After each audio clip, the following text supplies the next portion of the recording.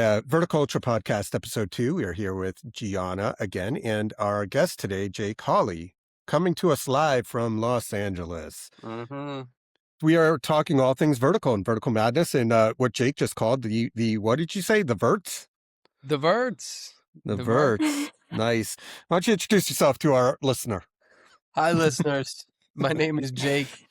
I am an actor first and foremost. I've done that for a long time, but when the verts popped up, I had kind of wanted to find a way in some way, shape, or form. Wasn't sure if I'd act right away, just because I had kind of been going in another direction, but I had a bunch of friends get involved, and so I wasn't sure, like, maybe I could direct a few, maybe I could produce a few, we'll see. And a job opened up as a casting director, so I did that for about a year. Probably cast 20, 25 of the verticals. And yeah, would go to set and see. A lot of my best friends are like some of the key players in the vertical world, so around a lot of them. And at the end of the day, I'm just an acting dork and a filmmaking dork, so I love it, whether it's horizontal or vertical or diagonal. As we said, I love all of the whole thing. I noticed Gianna's giggling like a little schoolgirl every time you say verts. Is that it hasn't caught on the East Coast yet? Is that more of a West Coast thing going on? I hang out with a lot of the people that do them, so the verticals come up a lot, and it is kind of a whole, at least here, it's a little bit of a different world than traditional. Like, I also have a whole pocket of friends that auditions for cop shows and soap opera, Days of Our Lives, and I mean, I have like 4 friends that are on Days of Our Lives right now. And so with those people, they wouldn't know what we're talking about with verts, but with the people who, I have a lot of friends that their full-time jobs are acting in a new vertical every week. And so to them, the phrase "the verts" comes up a lot. Okay, so I'll start off and just kind of like get into the most obvious question is like, what is for actors? And, we're going to kind of focus a lot, even though you're a filmmaker and an actor, I believe, first and foremost, and you kind of fell into casting, much like how when I started out in this industry, I started out in indie land as a producer, director, writer. And when I got into the bigger minor studio and then major studio system, I fell into locations, which is something I never wanted to do. But I fell into it. And, I did a couple movies and I guess I was really good at it. So it just became a 15-year career of locations that I never sought out to do. Okay, well, I'm getting hired a lot for that in this industry. So I'm going to ride this wave. Are you becoming passionate about it? Are you just doing it because it's a time filler right now? Like, where do you stand with that? So I'd say I don't know if I'll do it forever, but I will say one of the perfect things that drew me to want to do it was I was interested in vertical and knowing more about it. And probably the real thing is I love acting. I love it. I've taken so many different types of courses. I've done a full 2 to 3 year Meisner program from start to finish, and I've done several other I've done probably 8 to 10 years of different courses and training. And when the opportunity came up to cast, I would have been interested in being a casting associate, even just watching auditions, studying, seeing what works, what doesn't, seeing what makes any of it click and sizzle and like be good.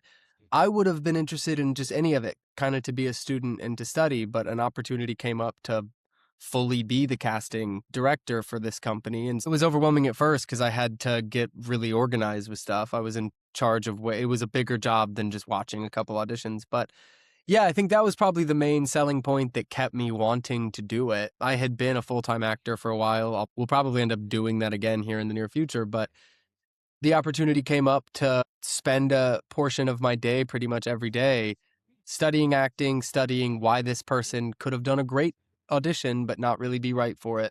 Why this person maybe didn't even seem right for it, but their audition totally changed how we see them. Yeah, and just getting to kind of be a student, because it's a really interesting thing what makes someone stick out and what makes a performance really electric and exciting to watch.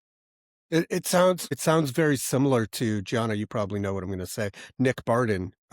Jake, I don't know if you know Nick. Yeah. But he's an actor that used to live down here in South Florida. He now moved to LA and he's been there for several years. But what he did was got into sound. and be doing sound allowed him to get more work, obviously, but be on set and get close to the actors. And it almost became like this new job of his, which he's great at, also became training and studying because he got to be near Yeah. the actors and study them. And maybe he knew, like, okay, this was an audition for this movie. I didn't get it. This person did. Now you're right, got a front row seat to Yep. see what they had or what they wanted and they were looking for. And I assume the same goes with you in casting. You're probably loving the casting, but I'm sure you're learning so much about acting from it. It's the best. Yeah, I've actually loved I like casting for sure, but at the end of the day, like I'm a dork about a few things in life. I'm a dork about tennis. I love it. I love it. I mean that has nothing to do with this, but I watch tennis or play tennis every day. Um and I'm a dork about acting. If I've gotten the chance to like spend 2024, I think, I spent most of my year doing 3 different features and a couple short. I did your feature. I love when I get to do that and pop around and do different things. But yeah, in 2025, it felt like a really good chance to like just watch and see, okay, I don't even think this person's acted for very long or knows what they're doing all that much. But for whatever reason, their performance was sticky and it stuck with it. Like it was impactful and it wasn't boring. It was so interesting to watch all of these auditions, and it's very interesting when you're the casting director too, because you're watching them all say the same lines, which to someone who isn't a dork about this, that might sound boring, watching people say the same lines over and over. I found it very exciting because it could be done wonderfully by 2 different people in total different ways. Yeah, you really start to learn, even acting aside, you start to learn, why do I actually like kind of feel for this person now? Outside of their performance, I'm cheering for this person. I feel like I just saw them and now I like kind of care about them and want them to, even if I'm not going to cast them right now, I want them to do well because I feel like I just saw them. Yeah, it was just a good deep dive to get like a whole other glimpse at this thing that I've been kind of a dork for 10 years now. So we do know that there's a formula for the way that these verticals are being written. Do you think there's a formula for the way you guys cast and the way that the actors who do end up booking the jobs attack that character? It's a good question. Yes and no. Yes and no. I am starting to see more of a variety in story because there was a period, I think when I first started a year-ish ago with the casting director thing, it was a lot of the same thing every time. Yeah. It felt like every story was the same one. And now I'm seeing a lot of, at this point, I'm seeing major IP turn. I saw a Great Gatsby vertical being made. They're making a Wuthering Heights vertical. Like they're at this point very new, different verticals every day. I've noticed patterns in casting of with verticals specifically. It's kind of similar to a soap opera, which was a good acting takeaway that I took. I'm going to make acting sound so simple right now, but a lot of it's just understanding the assignment. So if you're doing a very subtle indie film, just understanding the assignment can make it to where you show up and you're not overcooking anything. You're just trying to like settle, get relaxed, be in this world and say the lines. Whereas verticals, it is not an indie film. I've seen actors come in where they're not doing anything magic. The pattern is they understand the assignment. The assignment for this vertical, especially if you're a villain or if you're anything, like the assignment is to show up, be extremely entertaining and hateable, like despicable, and kind of have fun with it. And if you can do those things, I can think of 3 people right now that pretty much would book any vertical in town. 3 friends of mine that it's not like they got lucky. They would book any vertical in town as the villain because of that pattern of they show up, they understand exactly what the assignment is, they're very exciting and entertaining to watch, and they're having fun with it. I don't know if I'd say like if you're doing Sentimental Value, the feature film that just won Best International Feature at the Oscars, showing up and trying to be very exciting and like, I mean, I guess that could translate, but just different assignment. But yeah, I'd say for verticals, the times that's the big pattern I've seen is understanding, okay, it can be very different for the leads. If you're playing the lead, a CEO or a brooding werewolf type, something that's usually the main character, the assignment is a little different. I've noticed the pattern there is the client usually really likes them to be stoic and powerful. I don't need to flex my power on you. I can just say, arrest them, and my people will arrest them. So yeah, I not to make it overly simple, but that was one of my big takeaways is when I audition, so much of this is just, can I actually research and understand what the assignment is here? And can I just lend myself to the story?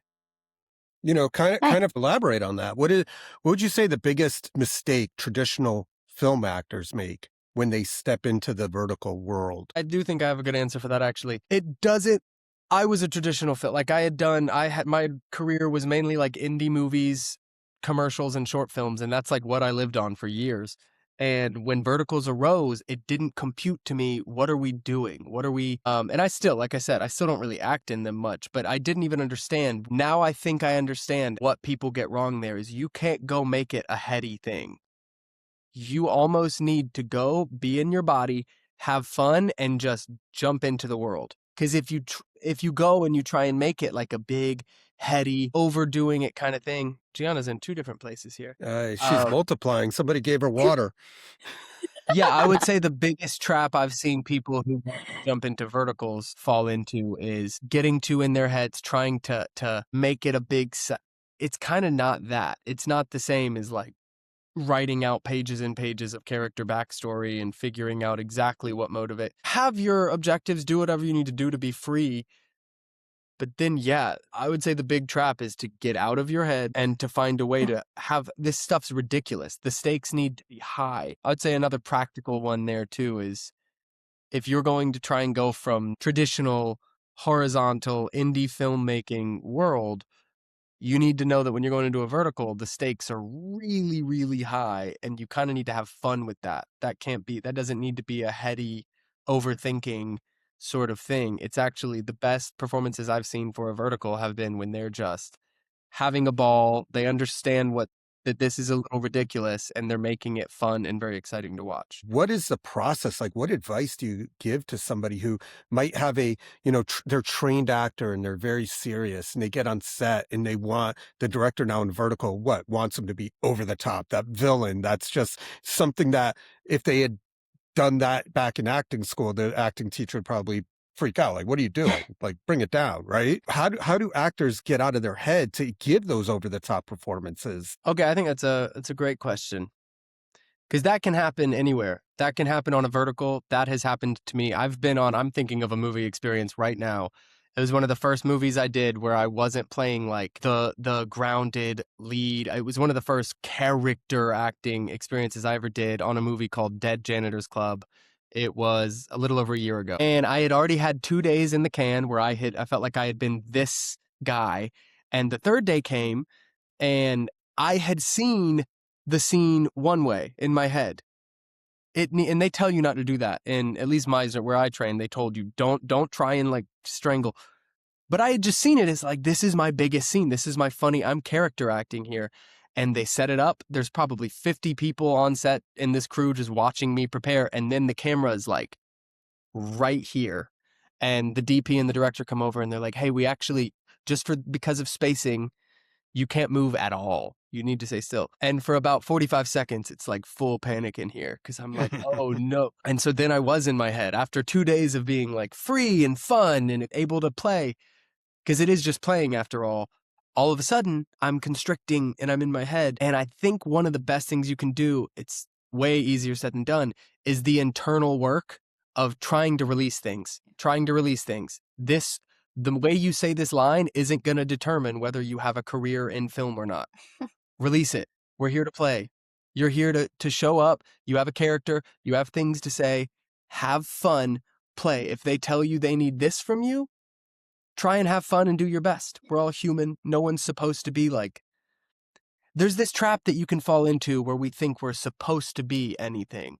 And it doesn't lend itself to good, not only filmmaking, but good art in general. We're showing up with the things that have happened to us in life, the things that walk around with us that we carry. And in between action and cut, we're just playing. So I almost think the best thing that you can do is when that happens, when someone has the camera right here in your face and all of a sudden you're thrown off and you're in your head, try and have that internal work that says, not to be woo-woo here, but that says, I am enough. I have a lot to offer. I don't need to freak out. I don't need to do anything. I just need to find a way to like release it, have fun, say the lines. If they tell me they want something else, that's okay. We'll find it together. But yeah, finding a way to release, like it's really easy to fall into that trap of thinking, well, I was supposed to do this big thing in the scene, and now because the camera's so close, I can't do this big thing. If the director is telling you, so this would translate to a vertical, if the director is telling you, I want it to be this, this is what I want from you, finding a way to get out of the way and play with it and say, okay, that makes sense. Let me try and do it. I am enough. I can play. Because you are enough and you can play. You could do pretty much anything that's asked of you. Yeah, I feel like when we did pickleball Dom, I was kind of stuck in that like, oh, I always just play the same type. But pickleball was kind of going outside of that type a little bit with like the over the top character acting and kind of like separating my theater acting from film acting. And I kind of had to merge at this point. And I was just really at like stuck in like between a rock and a hard place of like, what am I doing? How do I figure this out? And now going back on that moment, I feel like it was such a big lesson to me because of the training I have now and being on like bigger sets and just like understanding myself as an actor a little bit more is that just like literally releasing everything and just being like, I'm just here and that's gonna have to be enough in this moment of just like letting go and like trusting yourself as an actor. Yeah. And you're right. That was the first character actor that Yeah. you And played in film, I believe. And that was a rough one for me, and you know that because I was like, I just like, this is not going the way I want it to go, and we You're had like, I'm many not the conversations. mean girl or witch. What do I do? You know, literally, I was like, I don't know how to be preppy.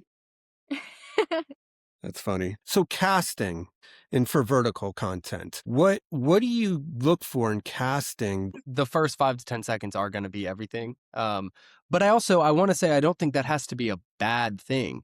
You Mhm. can craft it in a way where your first 5 to 10 seconds are really exciting.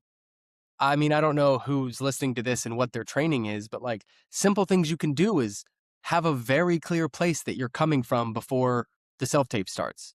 If the self-tape starts, I mean, I would turn it off within seconds, not to be a jerk to anybody, but if the self-tape starts and it's very clear that I'm like, oh, I'm starting the scene now. No.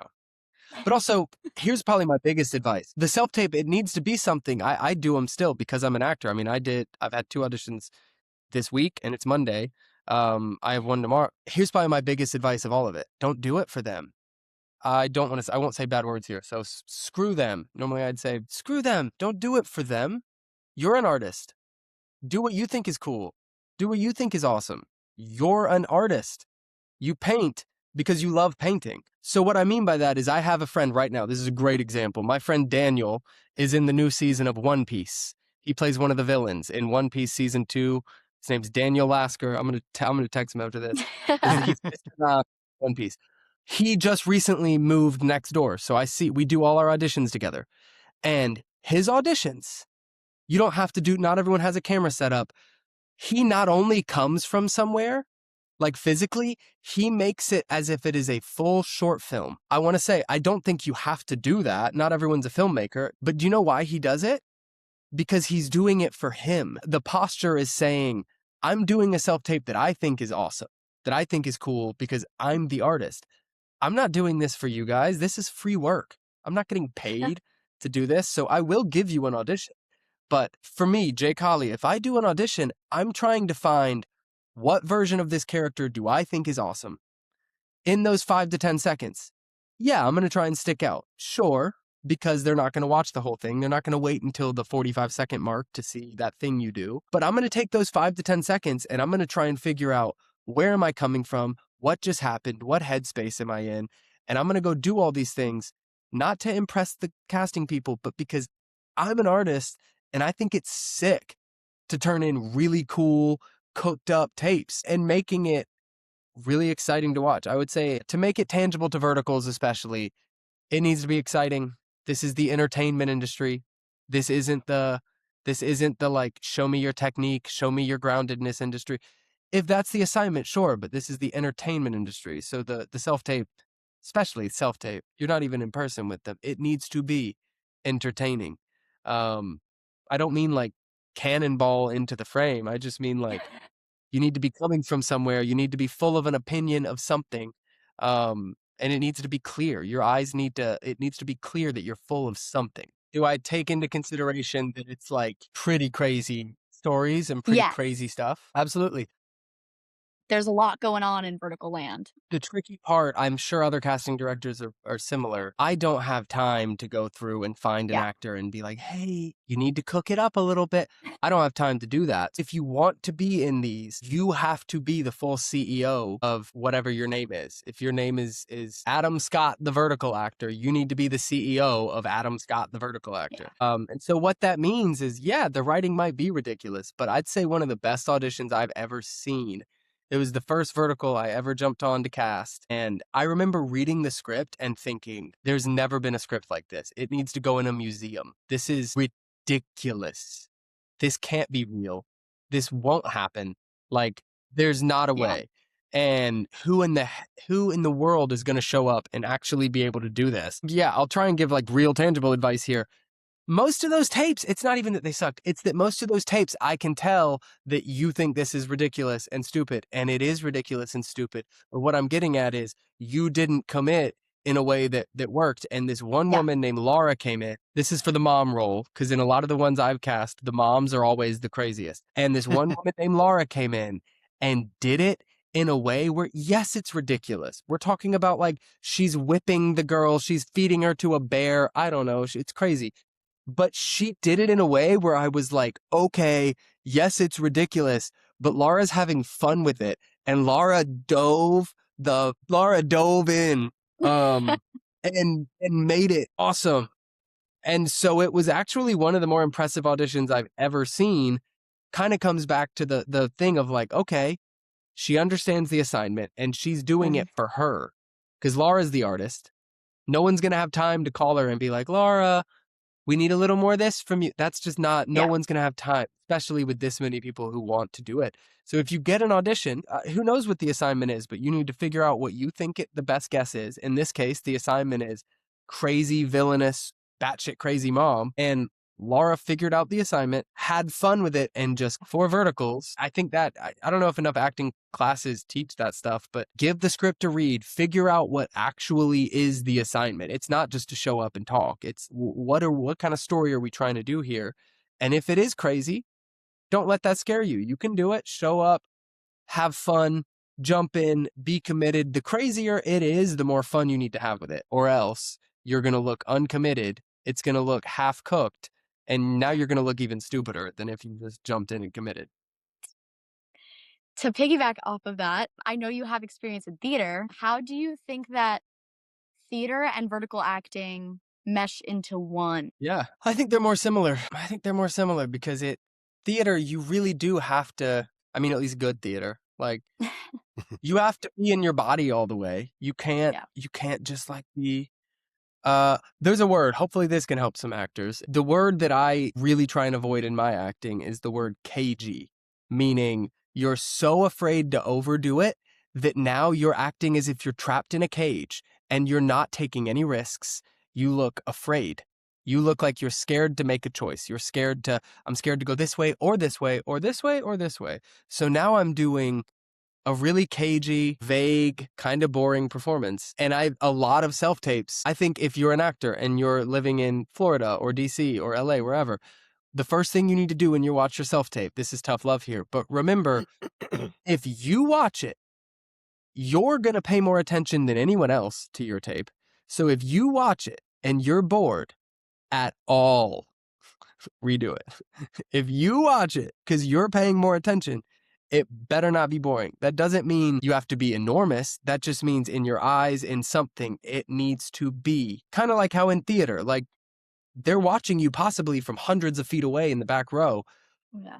You need to find a way to make sure it's not vague. You need to be in your body. You need to find a way to fully have fun and jump off the cliff. If it's uncommitted and cagey, I'm not going to say you're going to like stink and like it's not like you're going to be bad per se, but you're not going to be memorable. And I think both with good theater and with these verticals, with some of the crazy things that happen in these scripts, you need to find a way to be in your body and make a specific, not vague choice. Yeah, and avoid that cagey thing. That's my least favorite. Like when I do an audition, that is one of the first things I look at is, were you unafraid to try different? Were you afraid to try different things and acting like you're in this cage? Or were you free, firing on all cylinders and doing, even if it's the wrong thing, just picking something and doing it? Hundreds of verticals being filmed right now, right? Are there acting schools that are popping up? Are there, because I would imagine an actor trying to get into the vertical space can't just go take your traditional acting class down the street that everyone recommends for film and television.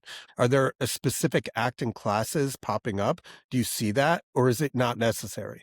I don't know if I've seen that. I haven't There's either. casting director workshops out here. Like there's some of the big casting directors hold their own workshops where they like perform a scene and then they give notes, and it's a way to practice and also get to know the casting people. Not a vertical class. I think at the end of the day, all you need to do to figure out how to do it well, at the end of the day, acting is really hard and also really not hard. It's a very interesting thing.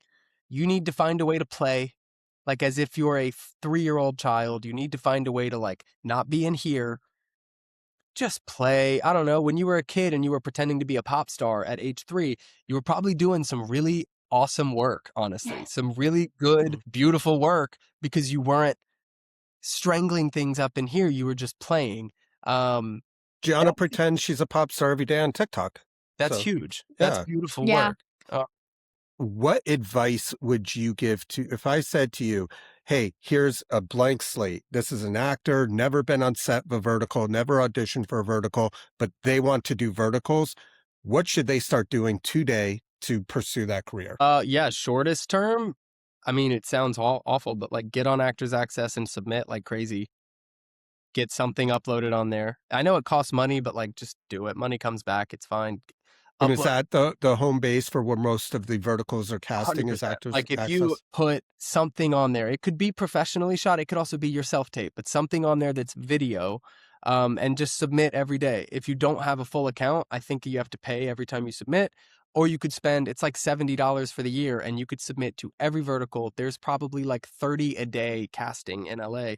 One of the first things I heard is you can't do near as much in 6 months as you think you can. You can't do anywhere near as much in 6 months, but you can do so much more in 2 years than you think you can. You can cover a lot of ground in like Wow. 2-3 years. But in those first 6 months, you need to be patient. You need to just get the headshot on there, get the reel on there, start submitting, study acting. I'm years into this and have gotten the chance to do things I can't believe I got the chance to do. And I still love this stuff, and I want to study it and figure out, why is this so exciting to watch? Why is this one not very exciting to watch? Are the productions using a lot of the same actors? Is it making it easier for, like, if you get cast in 1, 2, then 3 of these, are you kind of like in that circle now? I would say again, yeah, some of the best advice I ever got was from one of my very first acting coaches, was a guy named Eric. Beautiful acting coach, beautiful actor. And he kind of told us, he said, I'm glad you're in class. Keep doing it, but you need to go work, whether that's theater or shorts or a student film. Work begets work. That always stuck with me. Work begets work. I'm glad you're studying. I'm glad you're in class, but you need to find a way to go out and be in the world and go on set and try your thing, see what works, see what doesn't work, talk to people, be a part of the community. And that always, like, that stuck with me. I think that helped me. When I first moved here to act, there was a part of me that was thinking, I'm gonna try and get in there, get some success, and I don't want to like have to like dive into this community. I want to have my life and just and get a little acting thing kind of built in through the back door. And I think that what he said really helped me, of that's not a thing. It's a community. It's a bunch of people that love acting and love actors and love films and filmmaking. Join the community, let them see you, be a good person, and let your work get more work. Because that's, at the end of the day, when people, whether it's vertical or TV, when people start to go, oh, that's Gianna, she does great work, that's how you end up getting in people's heads and getting in people's circles and getting kind of more things going. We've talked about that at length in the past about and not specific to verticals, but really anything in this industry where people will turn down jobs because of low pay. And I always say, like, I'd rather work for somebody for low pay that I want to work with before somebody for high pay that I don't want to work with.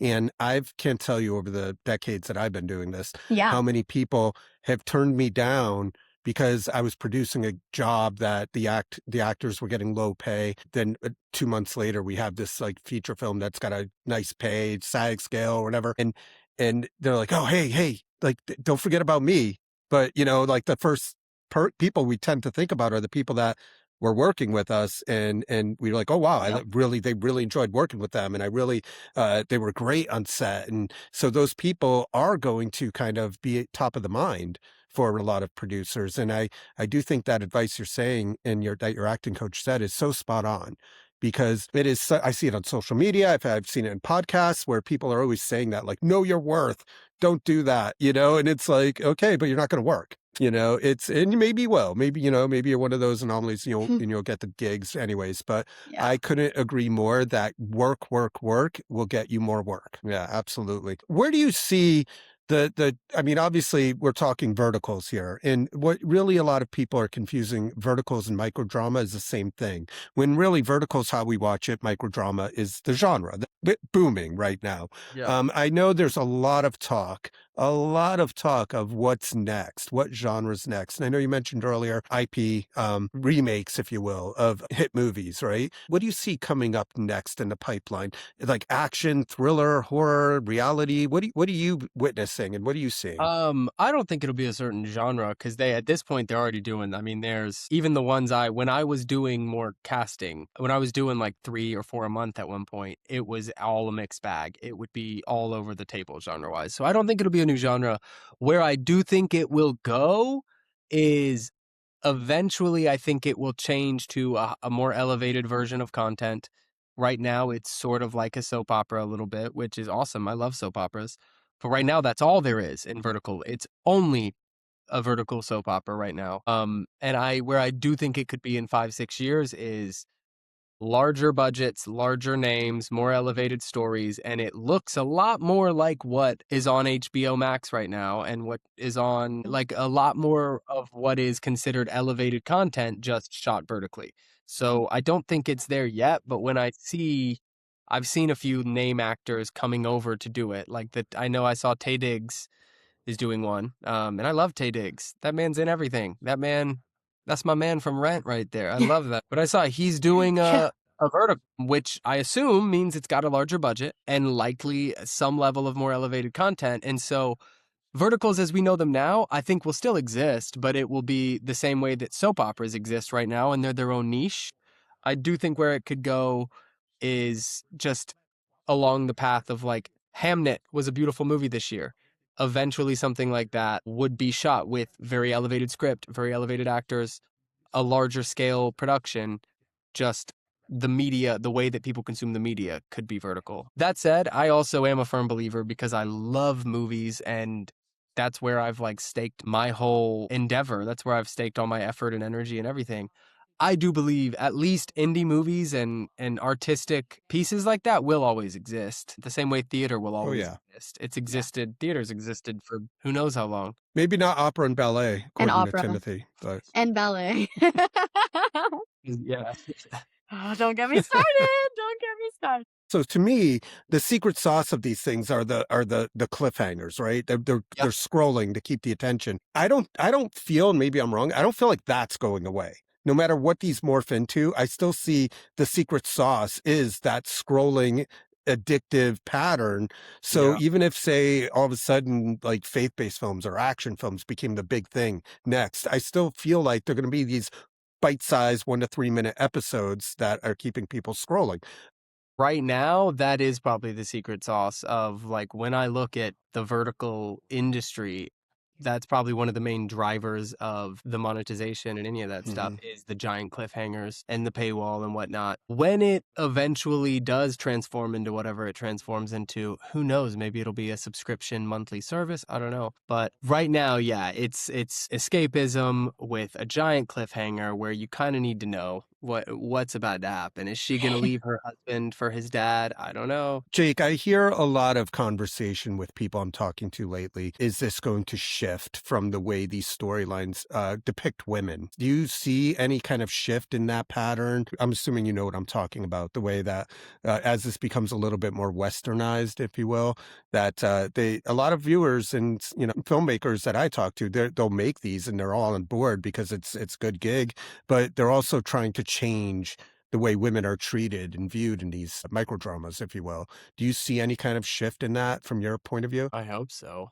Yeah. I have no idea I don't know much about the Me writing too. aspect. I have no idea what gets the script to be the one that what these apps decide to greenlight. I hope so. I was happy to cast because I love acting and love what it looks like for someone to take words and make them theirs. Like, I love that. The stories themselves, I really hope so.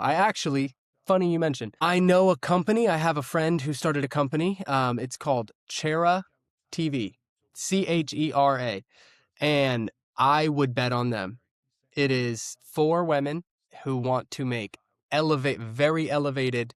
They're not churning them out like it's not in and out. It's much more an elevated sit down restaurant, and they are making much more not only elevated, but also like female centric, modernized stories. And those I think that could be part of where the verticals go per se. I'm sure there's other people like my friend's name who started this company her name is Kylie. And I'm sure there are other Kylies out there that are trying to take this media form, but tell it in a more elevated way, better stories, less tired narratives I could see that shifting. I at least hope Yeah. that shifts. I have one or two of Yeah. my friends are some of the bigger LGBT names in the vertical world.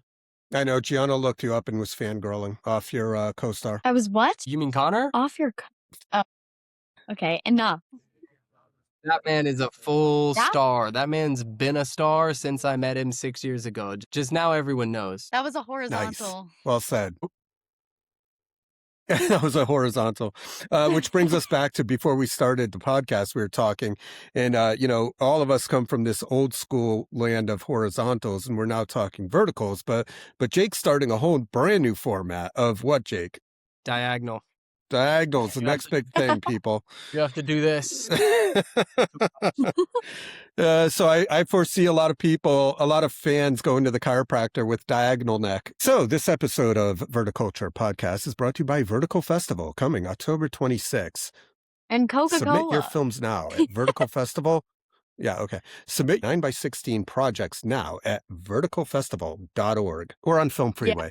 So Jake, a brand new actor that's new to verticals, not new to indie film or commercials. They get a cast in a vertical, their first day on set. What do they expect? I mean, you're probably only going to get like one take, which is crazy. That's what I've seen at least. I don't even see a lot of 2 takes. I see 1, which is crazy. But so yeah, I would know your lines, but I mean, I'm not doing it in front of the camera unless I sign off on how this felt. That doesn't mean prepare it to where you know everything. At this point, I'm going to turn my head and then no, you need to be in the moment. But what I'm saying is like, you need to be prepared enough to where the one take you get is like signed, sealed, you approve, you think it's great, because they're not going to have time to do 2 or 3 takes.